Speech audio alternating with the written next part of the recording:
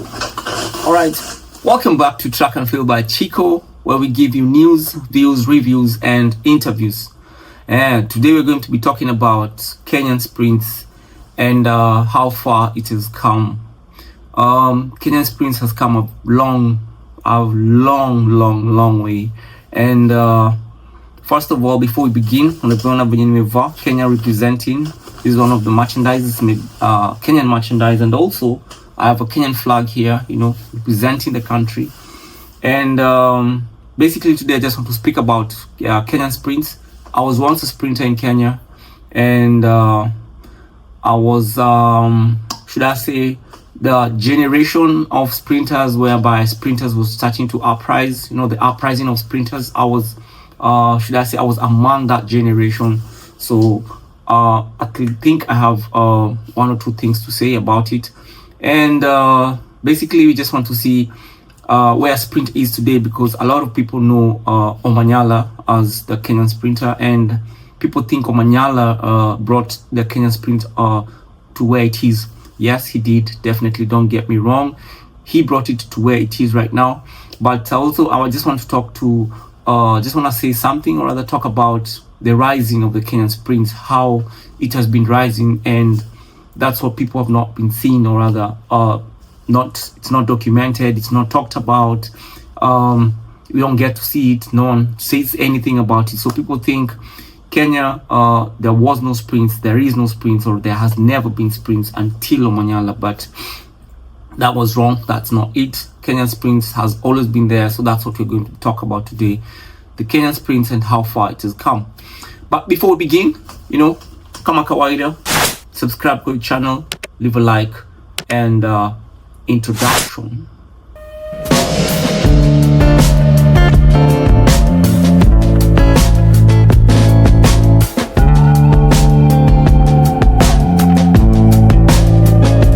Alright, so let's get right into the video.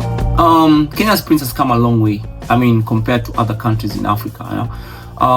When you talk about sprints in Africa, basically you think of countries like South Africa, Namibia, probably Botswana, and when you come to West Africa, think of countries like Nigeria, Ghana, Senegal, Ivory Coast. Even Senegal, they have a camp there called High Performance Training Camp. But when you talk about East Africa, even the world, if you ask anyone in the world, not now, but at least some few years back, 5-10 years back, if you ask them if Kenyans do sprints, they'll tell you no. Kenyans are very good in long distance running, and not just Kenya, but Kenya, Eritrea, Ethiopia, Uganda, Tanzanians are also very good in long distance running. But that's not it. Over the years, no one, even research made us believe that Kenyans cannot sprint. I was a sprinter myself, and my fellow colleagues who were sprinters were made to believe, I don't know by who, that Kenyans cannot be sprinters, but we tried our very best to try and change that notion, to try and change that perspective of Kenyans cannot be on the world map. But why is it that the world thinks that Kenyans cannot sprint? Or is it because of the location of East Africa? That's why most athletes are not very good sprinters in the world? Or is it because of is it on a higher altitude? Is it technology depravement? Is it lack of facilities, like they say, lack of government support, and sports fraternities supporting the athletes and the sprinters? But someone would say, because really, what has changed in this current generation? A lot has changed. Well, technology in terms of, we have the internet. Well, there was internet back in the day, but that was still on its growing up, still on its baby face. There was less information. In Kenya, not so many coaches are focused on sprints, and I can't say not so many coaches were focused on sprints, because I think they had the mentality of Kenya cannot make it into the world map, and the long distance athletes were really doing well at that particular time until today. But really, what has changed? Because I think one may say spikes has changed, But if we talk about spikes, Usain Bolt ran with the normal or regular spikes, and up to date, Usain Bolt's record has never been broken. If you talk about Kenyan sprinters, let me talk about the under 20 athlete. I think he's 19 years. He's called Clinton Aluvi. Just the other day, a few months ago, last month, he ran the under 20 in Nigeria, the under 20 African athletics in Nigeria, and he won. He's the first Kenyan to ever win that event. He won in the whole of Africa. And remember, Clinton Aluvi is a Kenyan born, raised in Kenya, trained by Kenyan coaches, Coach Perpetual Mbotu and Coach Simon Riga, aka Msani, and he defeated the whole of Africa. But the guy was using kawaida spikes, normal regular spikes, not advanced spikes that most athletes tend to believe that if you use those spikes, you're going to run a faster time. And the guy ran a 10.36, and back in my time, most athletes were not running 10.36. So what really changed, or what happened, or what are the current athletes eating? Yeah, but what really changed? First of all, let's go back to way back. For example, the Olympics. The beginning of the Olympics, the Summer Olympic Games began way back in the year 1896. That was the first Olympic Games, and the Summer Games were won by a guy called Thomas Bark. Thomas Bark was an American, and he won the Olympic Games in a time of 12 seconds, and during the semis he ran a time of 11.8, and that was the world record in the 100 meters at that particular time. Remember, during 1896, you can just imagine, people probably were running even barefoot. So others were running with spikes, very long spikes, not like the current spikes nowadays with 6 millimeters or 5 millimeters, on tartan. But then it was, I think, Maram or even grass areas. And they ran at 12 seconds, the finals. But during the semi, he ran 11.8, and that was the world record. That time, there was no African country. Then, progressively in the year 1908, that's when the first African country joined the 100 meters and got to the finals of the 100 meters, and that was South Africa. And a guy by the name Reggie Walker was the first South African to enter the finals, and apparently he won the 100 meters in a time of 10.8 seconds. That was even the world record at that particular time. It equaled the 100 meter record at that particular time. But fast forward, now that we know that the first country at the Olympic Games was South Africa, what about Kenya? Yes, Kenya has sent a representative at the Olympics, and that is Omanyala, because Omanyala is the first Kenyan sprinter to represent Kenya, and also the first Kenyan sprinter to represent Kenya in the semis of the Olympic Games in the 100 meters. But before Omanyala, definitely there are other sprinters, and this is what I want to talk about basically, because everyone knows Omanyala, and if you Google right now Omanyala, if you go to YouTube, Facebook, Instagram, Omanyala is all over the place. You will find him, you'll find his races. But if you Google these other names that I'm about to mention, probably you might never even find even videos of them, because during my time, you may find newscasts like KTN, KBC, NTV, Citizen coming to the stadium and recording events, but then they're recording from the front. So athletes are coming this direction, then they're recording from the front. You can never even be able to tell who's running, who's winning the game until they cross the finish line. Until Track and Field by Chico came in through, and then we started recording videos from the side. Then other medias, YouTube came in, other channels coming in, started recording videos from the side, and people liked it, and that's why maybe you can find some videos. Right now you're able to find other people's videos on the channel, but on the media casts, or the media stations, the broadcasts, you cannot find good videos of athletes back in the day. Some of these athletes before Omanyala, before the Omanyala regime, the generation, let me call it generation X. So before Omanyala, the generation before Omanyala, we had athletes like Tom Sinde, we had athletes like Anderson Mureta, Ibrahim Muya, Steven Baraza, Philip Nwono, Walter Moenga, Tony Chirichiri, Calvin Kanata, Mike Mokamba, Kipkemoi Soi, Simon Kimaru, Wellington Nyakundi, Peter Gatana, Boniface Kagai, Hilary Wesonga.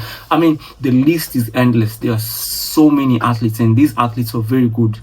Each and every athlete I've mentioned, and the ones that I've not mentioned, played a very important role in the development of sprints in Kenya that you see today. I mean, someone would ask, what about Kennedy Ochieng and Sambu from back in the day? Sambu was a very good 200-meter sprinter, but he was more of a 400-meter sprinter. In the 200, he ran at 20. He used to run 20s. Kennedy Ochieng also used to run the 400 meters. He was a very good 400 meters runner, and equally fast also in the 200, but not the 100. And also some of these old school runners back in the day, they were not timed electronically, because maybe not here in Kenya, maybe when they traveled outside during these international games. But let me just speak of my generation, because that's what I know. About the other generation, Kennedy Ochieng generation, Sambu generation is the generation whereby I got in. Then Sambu was just about to coming out of athletics, then going. Then my generation came in. So my generation is the Tom Musinde, the Philip Nwono, the Walter Moenga, the Anderson Mureta, the Stephen Onyango, Wellington Nyakundi, Boniface Kagai, the Peter Gatana, Hilary Song, and all that. That's my generation. Talking about the 100 meters, Tom Sinde was the record holder of the 100 meters. By then, he ran a time of 10.28. So he broke the record. I don't know what the record was, by the way. I mean, that's how serious it was. We don't, due to lack of, internet, so to speak, then information, knowledge of sprints, because I was also beginning on how to run. But then I remember Tom Sinde broke the national record to a time of 10.28. Then also he went and broke the national record to a time of 10.26. I mean, every athlete I've mentioned played a very important role in the building of sprints that it is in Kenya today. And let me explain. Not everyone can be like Omanyala, Ferdinand Omanyala. Omanyala did the amazing. They are amazing. And before the amazing, there was an uprising. So the uprising is some of these athletes that I just mentioned. And as an event, we will have probably dominated the world way back, way back, a long time ago. But the system, the leadership, the coaches failed us.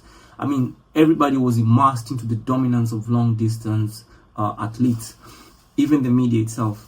I mean, no one would look at your face twice when you talked about sprints. Even during the selection of the teams to go to African meets, for example, just African meets, African championships, or African games, they always stated that, they always started calling the names from 800 meters onwards.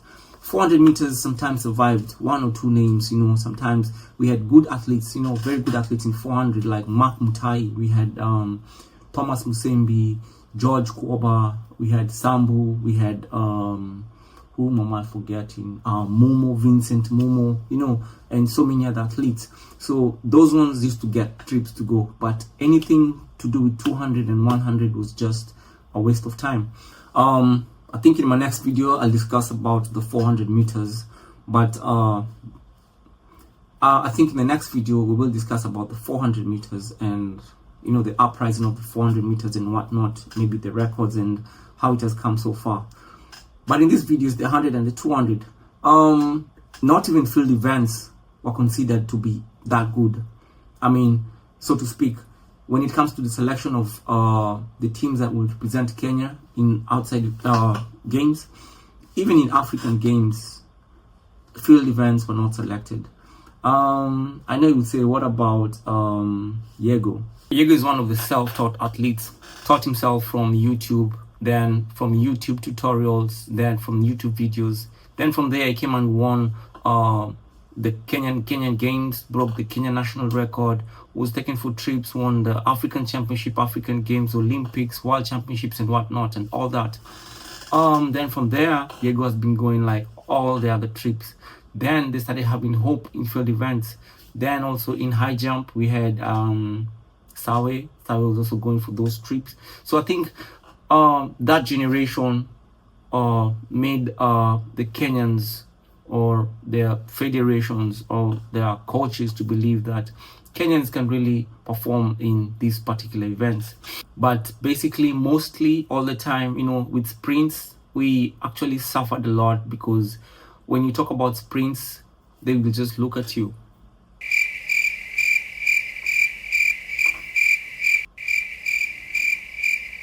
and say that sprints will not bring medals. I mean, that's what coaches used to say. Sprints can never bring medals. Sprints will not bring medals. That's why they're not even being selected to go even, come on, man, African championships, African. But how do you expect people to perform if you're not even having competitions with your neighbors in Africa, so to speak, to have competitions to enable them to work on what they need to work on, whether it's speed, whether it's to know where they're at, you know, and whatnot. What a shame. What a shame. Shame. But let's go back to the sprints. Like I said, every sprinter had a unique way of what they did on what or how they helped Kenya to be where it is today. And the question one will ask is, what did they do? Ni nini walifanya? Because right now Manyala is doing what he's doing and it's to be able to be seen. But what the other athletes did cannot be seen, because there are no videos, or rather there are videos but probably not published, or the media wasn't even talking about it. But for example, a person like Tom Musinde, like I said, Tom Musinde was the Kenyan record holder. He had 10.28, then he came and broke it himself to a time of 10.26. Tom Musinde made 100 meters, or rather Tom Musinde made us believe that 10.2 is achievable. At that time, you know, running a 10.2 was unheard of. Rather, it was a very fast time, and it was a time being ran even on the Olympics. For Musinde to run a 10.2 made us believe that, wow, so it can be done. Even coaches started having hope. And I think Musinde ran faster times, more than 10.2, because in Kenya we have one problem. That was in my time, we had a problem of electronics. There was no electronics, and if the electronics was there, sometimes it will be faulty. You find athletes running, but then when it comes to sprints, iko na shida. I remember there was a time when Manyala ran a 9.9. Then electronically it was 9.9. Then after the race, Wakasemati, the machine was faulty. But why is it faulty when sprinters are running?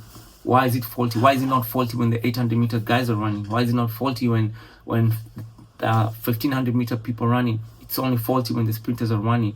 So Tom Musinde probably ran faster times, but when he went outside, that's when he ran the 10.8, ran the 10.6, but he did not have enough trips to be able to run faster, rather to nurture the talent that he had. And the 10.6 Musinde broke the national record, was ran in the All African Games, and that was the national record. And the qualifying, he ran the 10.6 in the qualifying rounds, I believe. Yeah. The next athlete is Philip Ngono. For those who do not know Philip Ngono is a Kenyan sprinter, the generation of Tom Musinde. And also Philip Ngono was among the first sprinters in Kenya to get a manager. That is something that most people don't know. In Kenya, to get a manager as a sprinter, back in the day, it was very hard. Only long distance. From 400, probably not even that much. I think 400 they did not even get managers. It's from 800 and above. Philip Ngono was the first sprinter to get a manager. and by then it was unheard of. And he went for some trips also at that time. You know, getting to hear a sprinter has gone for a trip, you know, having a manager and also going for trips, that was unheard of. Him in this one. That's some interesting time for a true legend in every sense of the word to take centre stage. European debut. Usain Bolt. Well, this time they do get away. Quick starts from Messiah Young. Bolt slowly getting into his stride, comes off the bend. And his usual style starts to power home. Young coming back at him, but Bolt controls it. Coming through just outside 20 seconds from Usain.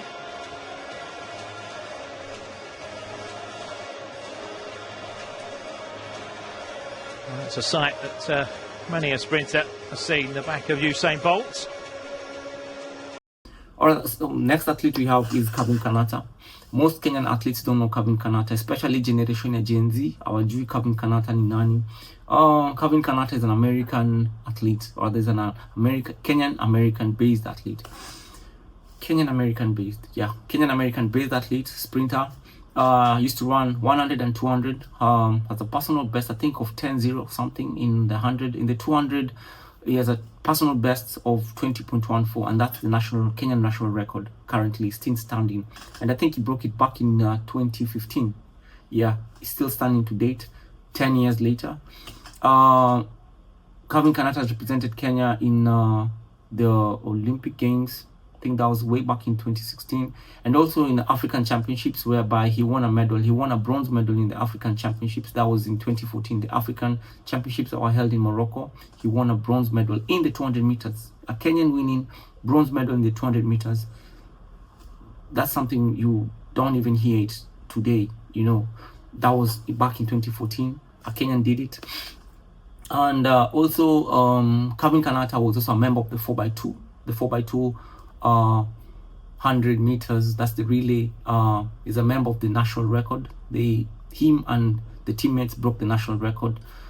The other teammates are Monta Mwenga and Tony Chiloshi, also members of the 4x2 that was broken in 2014 in the Bahamas, and the record still stands.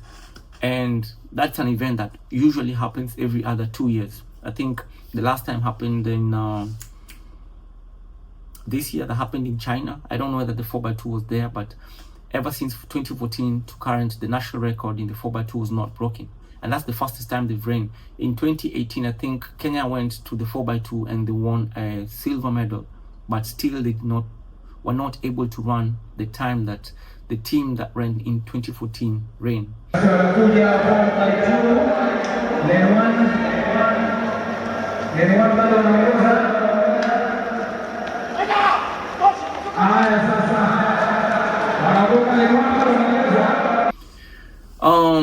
The other athlete is Stephen Baraza. I think Stephen Baraza is the only athlete in Kenya who's represented Kenya in the 100, the 200, the 400,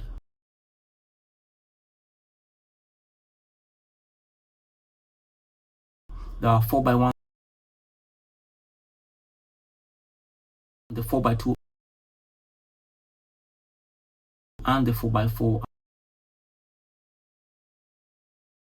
at the international event. The other athlete, I think, who may have done it, or rather who can't do it, I don't know, is Kishoyan. I think, but Kishoyan has not done the 4x2. Then Moresa is capable of doing it. I don't think he's done all the events like Stephen Baraza did, but Moresa is capable of doing all those events, from 100, 200, 400, 4x1, 4x2, and 4x4. Another thing about Stephen Baraza people don't know is that also he's a member of the 4x2 100 meters national record, and also he was the former member of the 4x100 meters national record. that was also broken by Omanyala and his teammates. So before Omanyala's generation, Stephen Baraza was in the 4x100 meters national record, then the current national record in the 4x2, and also in the Masters national record is also a member. So I think he's one of the athletes to have more records in the relays, national records. He has more national records in the relays than any other athlete. If I'm not wrong.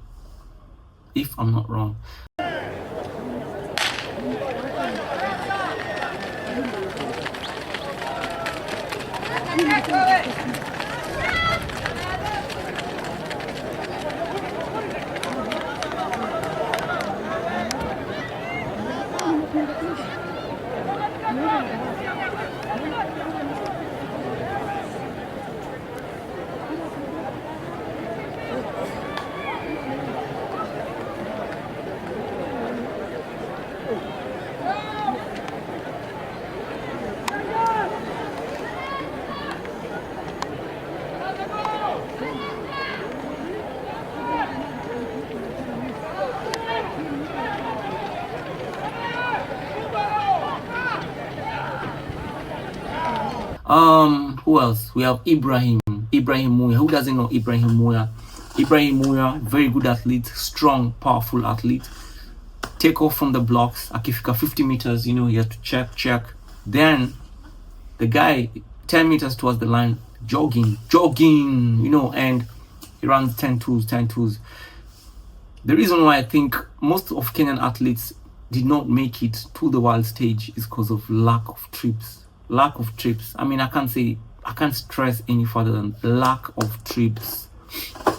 I mean, it got to a point most athletes were even frustrated and disappointed because even if you run first time and you're not going anywhere, what's the point? And that's why you see most athletes were running not knowing, or rather knowing they're not going anywhere. That's why you run. You just, as long as you're number one, you're going to win 5,000. Was it 5,000 or less? The money you're going to win if it's a national, and a medal and the title. So I'm the national champion 2025, probably won 5,000 and that's it. But from the 400 meters or rather 800 meters that they once going for the trips, whether it's African championships and whatnot, and the lack of facilities also. And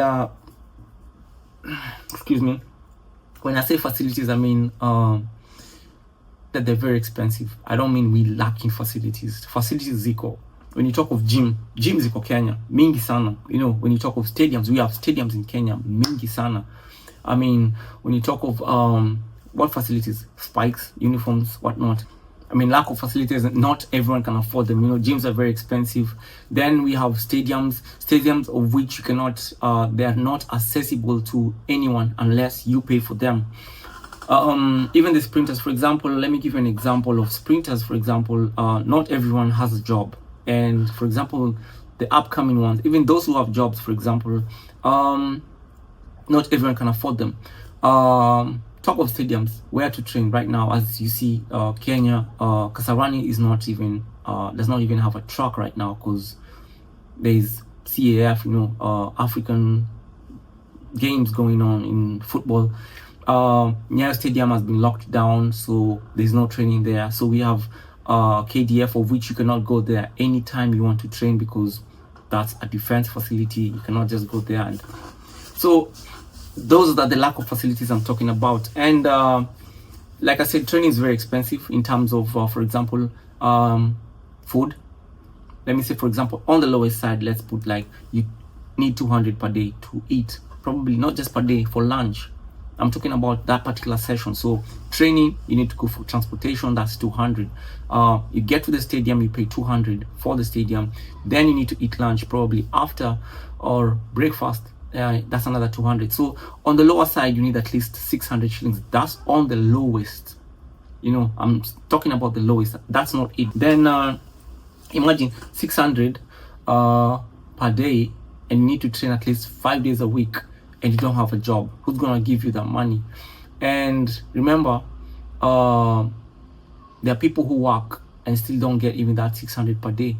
So making it as a sprinter also in Kenya is not really easy, because sprint is an engaging sport. But speaking also, gyms also are very expensive. Most people are going to makeshift gyms, and also the low quality type gyms, you know, the bedrock gyms and the Flintstones type gyms.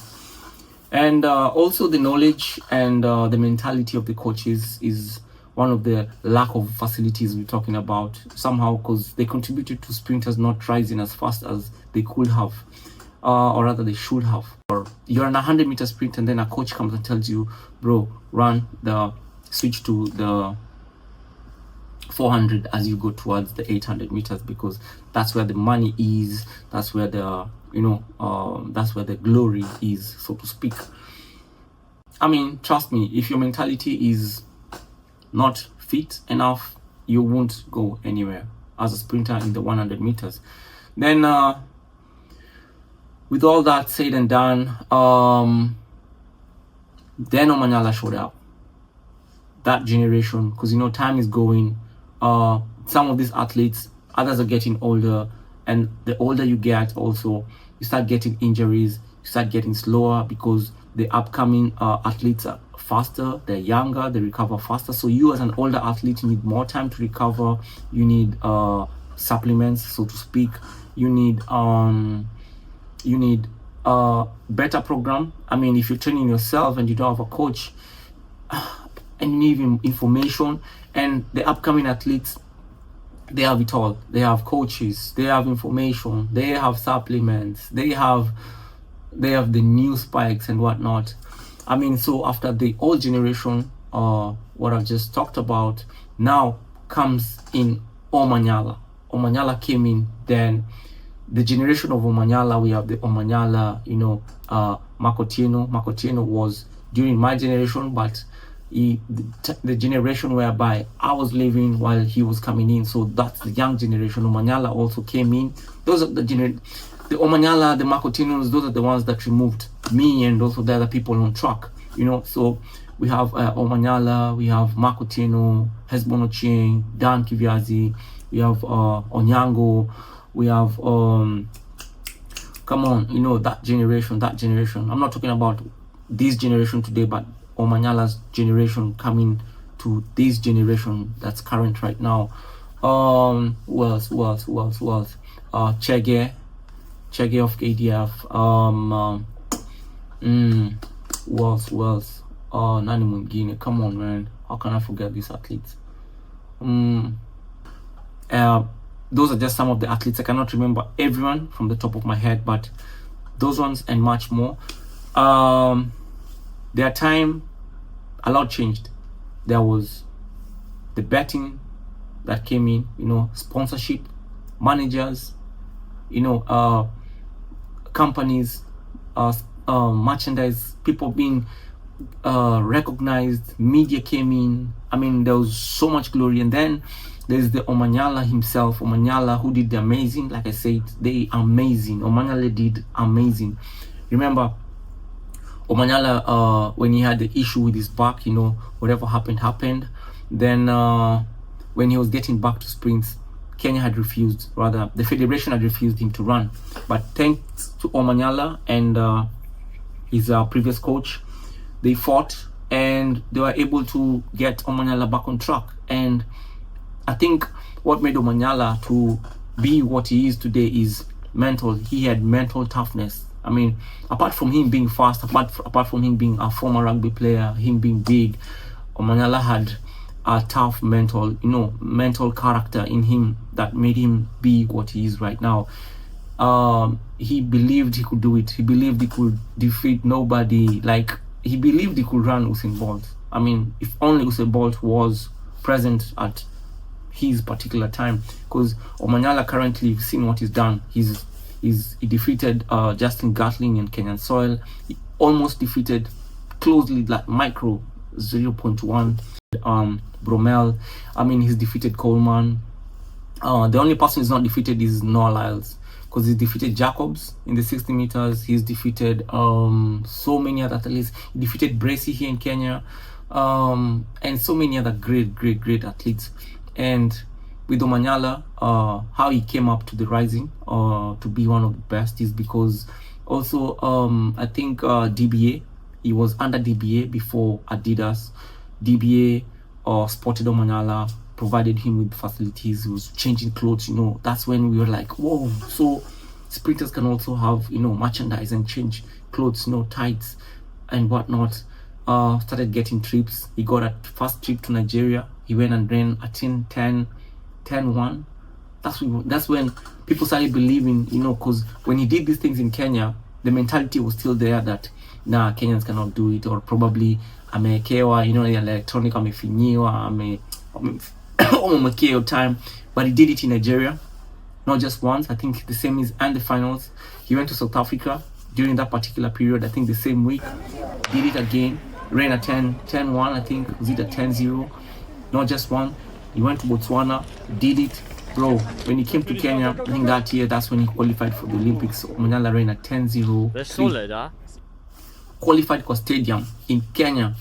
I mean, stadium was full, packed. People believed. I mean, everyone was in shock. I recorded that event. I was in shock myself. I saw 10-05 na macho yangu. I mean, I was that one person that I knew it was possible, but then ile ulikonsha fidiwa, you know, with all those information Kenyans cannot, you know, the previous previous generations and the coaches and whatnot, the media. But Omanyala made us believe that it is possible. And right now, he went to the Olympics. He did what he did. Look at what he's doing right now. You know, dominating in the 60s, in the 100 meters, winning and whatnot. And Omanyala has made sprints to be where it is today, because a lot of sprinters nowadays, like when you go to a meet, you find there are at least over 40 hits in the 100 meters. Bro, in my time it was, I think, around maybe 20. Right now it's over 40.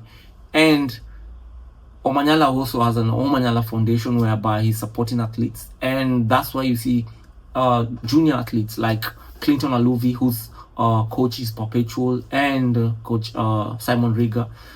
They're doing very well. And also other athletes like Dennis Mwai, you know, and also the other athletes. There's so many other athletes. Bro, Kenyan Sprint has come a long way, and just want to say thank you to every athlete, you know, from back in the day. If I didn't mention you, if I mentioned you, and I cannot forget also, you know, Moresa was during my time at Moresa was one of the people who walitutoa kwa kiwanja. So yeah, alikuja, but Moresa is more of a 400 meter than a 200, 100, but he can do all those. He's one of the more versatile athletes. So I think when I'll be talking about 400, Moresa, Gina Moresa itakuwa kwa 400, you know, the people like Kishoyan and the rest. But it is what it is. Hope you enjoyed the video. Sorry it's been too long, I've been talking too much. A lot of information I cannot finish in one video. Maybe should try and arrange and also, you know, invite some of these athletes, former sprinters, wakuja tuambie how it was, you know, because I'm only speaking on what I know. Maybe there's so many things I don't know, information sijui, because the internet also cannot provide the information from way back. Right now, what you're seeing in the internet is just from, you know, during the internet time. So subscribe to the channel, leave a like, and I will see you in the next one. Adios.